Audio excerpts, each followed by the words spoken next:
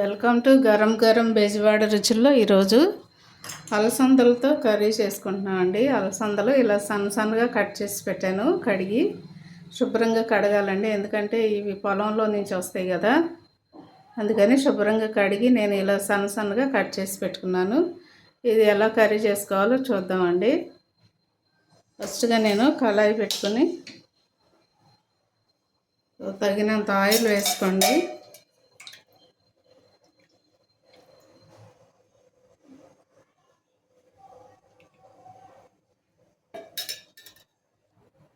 Oil heat ఎక్కిన తర్వాత ఇదిగో చూడండి, ఉల్లిపాయ నేను ఇలా సన్నగా కట్ చేసి పెట్టుకున్నాను. అలాగే కొంచెం కరివేపాకు, కొత్తిమీర, 4 పచ్చిమిర్చి తీసుకున్నానండి. ఫస్ట్ ఉల్లిపాయలు వేస్తున్నాను. కరివేపాకు, ఉల్లిపాయలు వేసేస్తున్నానండి.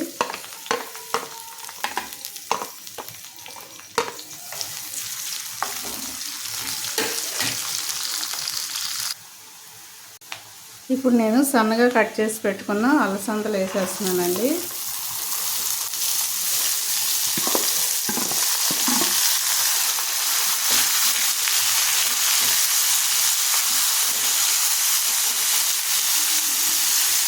కొంచెం బాగా ఆయిల్లో మగ్గాలి. మగ్గిన తర్వాత మీడియంలోనే పెట్టుకోండి, స్టవ్ ఫుల్ పెట్టద్దండి. దీనిలోనే తగినంత సాల్ట్ ఇప్పుడే వేసేసుకోండి, ఎందుకంటే సాల్ట్ వేస్తే తొందరగా మగ్గిపోద్దండి. ఏ కూరగాయలు అయినా కూడా, కూర కూడా టేస్ట్ బాగుంటుంది. సాల్ట్ ముందే వేసుకోవాలి. ఫస్ట్ వేసుకున్నాం కదండి, ఒకసారి కలిపేసుకుని మనం మూత పెట్టేద్దాం. సాల్ట్ వేస్తే కూడా దీనిలో ఉన్న నీళ్ళు కూడా బయటకు వచ్చేస్తుందండి. ఆవిరి బయటకు వచ్చేసి చక్కగా ఆ నీళ్ళతోనే చక్కగా మగ్గిపోయిద్ది.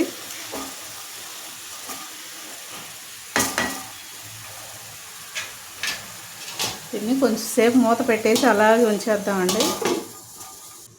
చూడండి, ఒకసారి మూత తీసి చూద్దామండి.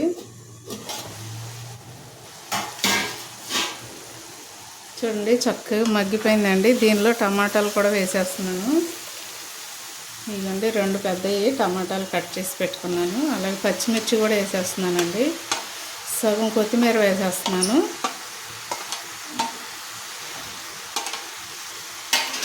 ఇవన్నీ కూడా బాగా కలిసిపోయేటట్టుగా కలిపేసి మూత పెట్టేద్దామండి. సిమ్లోనే పెట్టండి, లేకపోతే మాడిపోతుందండి.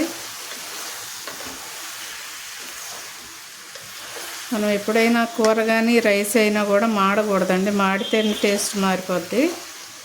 మాడకుండా చూసుకోవాలి. దీనిలో తగినంత కారం వేసుకోండి. కారం వేసుకొని బాగా కలిపేసి మూత పెట్టేద్దామండి. ఒక 2 నిమిషాలు ఇలాగ మగ్గనిచ్చిన తర్వాత అప్పుడు వాటర్ పోసుకుందాం.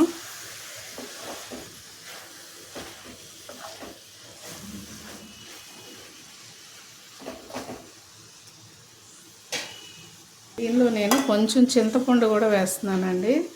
చూడండి, కొంచెం నానబెట్టుకున్నాను ముందుగానే. చూడండి, దీనిలో చింతపండు వేసేస్తున్నానండి.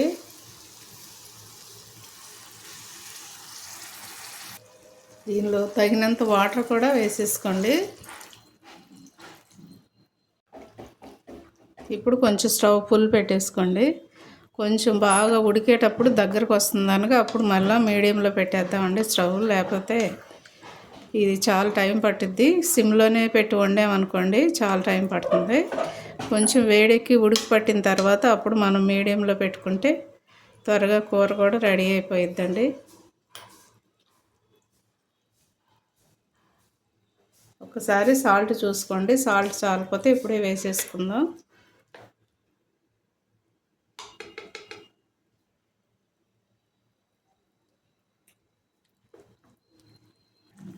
సాల్ట్ కొంచెం వేస్తున్నానండి, ఇందాక వేసాం కదా చాలలేదు, అందుకే వేస్తున్నాను. మీరు కూడా చూసి వేసుకోండి. ఇది చాలా బాగుంటుందండి అలసందలు. మీకు ఎక్కడైనా దొరికితే తప్పకుండా ట్రై చేయండి. అలసందలు ఫ్రై కూడా చేసుకోవచ్చండి. మనకు ఒకవేళ ఇలా ఇష్టం లేకపోతే ఫ్రై కూడా చేసుకోవచ్చు.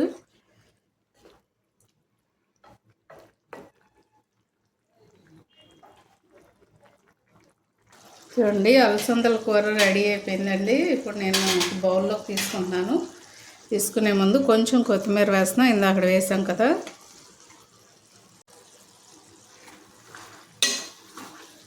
ఈ కూర అయితే చాలా టేస్ట్ బాగుంటుందండి. ఓన్లీ రైస్లోకి బాగుంటుంది. ఒకవేళ మనం తినగలిగితే చపాతీలోనైనా తినొచ్చు, కానీ రైస్లో మాత్రం చాలా బాగుంటుందండి ఇది.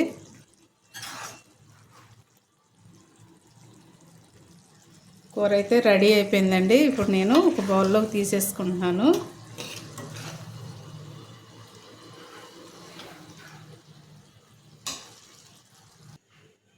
చూడండి, అలసందల కూర రెడీ అయిపోయిందండి.